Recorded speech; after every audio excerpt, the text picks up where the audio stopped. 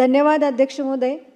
सार्वजनिक आरोग्य विभाग बाब क्रमांक 130 पृष्ठ क्रमांक 93 या 2025-2026 या पुरवणी मागणीवर बोलण्याची संधी दिल्याबद्दल मी आपले आभार मानते। अध्यक्ष महोदय, माझ्या कन्नड सोयगाव मतदारसंघात सोयगाव तालुक्यातील नाचनेल व चिंचोली तालुका कन्नड जिल्हा छत्रपती संभाजीनगर येथील प्राथमिक आरोग्य केंद्राच्या इमारती इतक्या जीर्ण अवस्थेत आहे की त्या कधीही कोसळू शकतात।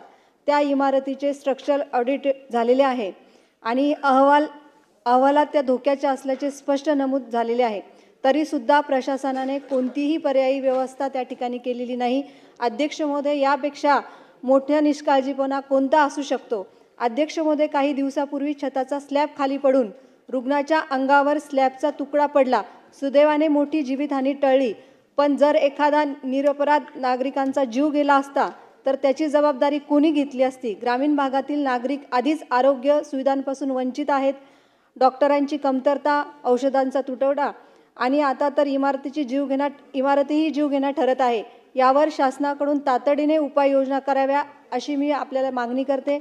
मी शासनाला ठामपणे मागणी करते की तात्काळ या इमारती वापरातून बंद करून रुग्णसेवा सुरक्षित ठिकाणी स्थलांतरित करावी। नवीन इमारतीसाठी निधी मंजूर करून काम सुरू करण्याची निश्चित तारीख जाहीर करावी।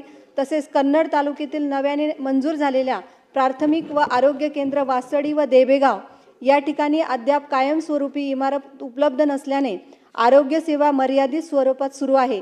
ग्रामीण भागातील माता बाल आरोग्य लसीकरण, तत्कालीन सेवा व नियमित तपासणी यासाठी स्वतंत्र व सुसज्ज इमारत आवश्यक आहे। त्यामुळे वासडी व देबेगाव येथे प्राथमिक आरोग्य केंद्राची इमारत बांधकामासाठी आवश्यक निधी मंजूर करण्यात यावा। तसेच कन्नड तालुक्यातील निंभोरा व आडगाव येथे नवीन उपकेंद्राची मंजुरी मिळालेली असली तरी इमारत अभावी सेवा सुरळीत होऊ शकलेली नाही। उपकेंद्र स्तरावर गर्भवती माता तपासणी, लसीकरण, कुपोषण प्रतिबंध आणि प्राथमिक उपचार सेवा प्रभावीपणे देण्यासाठी स्वतंत्र आणि इमारतीचे बांधकाम तातडीने करण्यात यावे, यासाठी निधी उपलब्ध करून देण्यात यावा।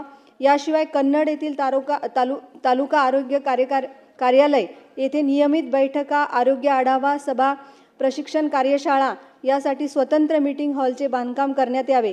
सध्या कार्यालयात योग्य जागेचा अभाव असल्याने प्रशासकीय कामकाजात अडचणी निर्माण होत आहेत। अध्यक्ष महोदय, सर्व कामांसाठी सार्वजनिक आरोग्य विभागामार्फत मान्य करून चालू आर्थिक वर्षात निधी मंजूर करण्यात यावा, जेणेकरून कन्नड सोयगाव तालुक्यातील ग्रामीण नागरिकांना दर्जेदार व सुलभ आरोग्य सेवा उपलब्ध करण्यात येईल। अध्यक्ष महोदय, आणखी एका महत्त्वाच्या आणि संवेदनशील विषयाकडे मी सभागृहाचे लक्ष या ठिकाणी वेधू इच्छिते। महात्मा गांधी राष्ट्रीय ग्रामीण रोजगार हमी योजना, नवीन नाव विकसित भारत GRG, ही ग्रामीण भारतातील सर्वात प्रभावी सामाजिक सुरक्षा योजना आणि ग्रामीण भागातील गरजू कुटुंबांना रोजगाराची हमी देत असताना गाव पातळीवर विकास कामे उभी करण्याचे दुहेरी कार्य ही योजना करत आहे। या योजनेची प्रभावी अंमलबजावणी करण्यामध्ये ग्राम रोजगार सेवक हा अत्यंत महत्त्वाचा घटक आहे। मजुरांची नोंदणी, हजेरी नोंदवही, कामाचे नियोजन, मोजमाप, वेतन प्रस्ताव, ऑनलाईन नोंदी, सामाजिक लेखापरीक्षण अशा सर्व जबाबदाऱ्या ते प्रामाणिकपणे या ठिकाणी पार पाडत आहे। परंतु अध्यक्ष महोदय, वास्तविक परिस्थिती अत्यंत चिंताजनक आहे। सुमारे 2000 ग्राम रोजगार सेवक अत्यल्प मानधनावर काम करत आहे। शासनाने दिनांक 3 ऑक्टोबर 2024 रोजी घेतलेल्या निर्णयानुसार त्यांना 8000 रुपये मानधन व 2000 रुपये प्रवास भत्ता देण्याची तरतूद करण्यात आली। मात्र या शासनाने निर्णयाची अंमलबजावणी या अंतर्गत झालेली नाहीये। निर्णय जाहीर होऊन अनेक महिने उलटले, वाढीव मानधनाचा लाभ प्रत्यक्षात मिळत नसल्याची तक्रार आहे। अध्यक्ष महोदय, काही ठिकाणी पूर्वीच्या मार्गदर्शक सूचनांना चुकीचा अर्थ लावून सेवकांना कार्यमुक्त करण्याचे प्रकारही या ठिकाणी घडत आहे। त्यामुळे त्यांच्या कुटुंबावर आर्थिक संकट कोसळण्याची वेळ आलेली आहे। अध्यक्ष महोदय, माझी या सभागृहाच्या माध्यमातून शासनाकडे मागणी आहे की दिनांक 3 ऑक्टोबर 2024चा शासन निर्णय तात्काळ या ठिकाणी अंमलात आणावा। अध्यक्ष महोदय, तसेच राज्यातील ग्रामपंचायत स्तरावर काम करणाऱ्या संगणक परिचालकांच्या प्रशासनाकडे शासनाने गांभीर्याने पाहणे आवश्यक आहे।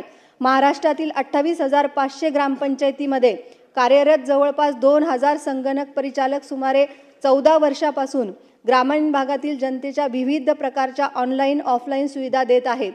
मात्र इतकी वर्ष सेवा देऊनही त्यांना केवळ सुमारे 10,000 इतके अत्यल्प मासिक मानधन दिले जात आहे. महागाई, कुटुंबाचा उदरनिर्वाह आणि वाढते जीवनमान लक्षात घेतल्यास हे मानधन अत्यंत अपुरे आहे. त्यांना कोणतीही स्पष्ट सेवा अट नाही, कायमस्वरूपी दर्जा नाही, निवृत्ती वेतन किंवा सामाजिक सुरक्षा योजना नाही. शासन निर्णयाद्वारे सकारात्मक आश्वासने देण्यात आली असली तरी त्यांची प्रभावी अंमलबजावणी झालेली दिसून येत नाही.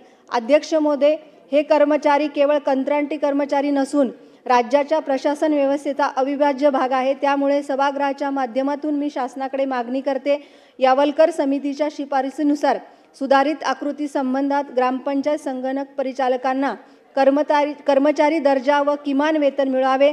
कर्मचारी दर्जा व किमान वेतन मिळण्यास वेळ लागत असेल तर सध्या असलेल्या 10,000 रुपये मानधनात 7,000 रुपयाची वाढ करून संगणक परिचारकांचे मासिक मानधन 17,000 रुपये करावे. ग्रामपंचायत संगणक परिचालकांना कायमस्वरूपी जॉब सिक्युरिटी कंत्राटी कामगार प्रमाणे सर्व लाभ व सुविधा द्याव्यात.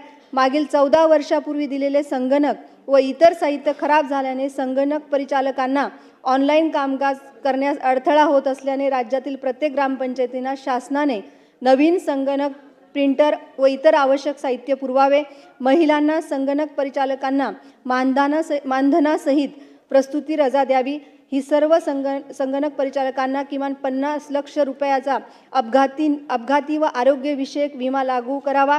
मी शासनाकडे विनंती करते की या विषयावर शासनाने तातडीने उच्चस्तरीय बैठक घेऊन संगणक परिचालकांना न्याय देण्याचे ठोस निर्णय जाहीर करावा. धन्यवाद.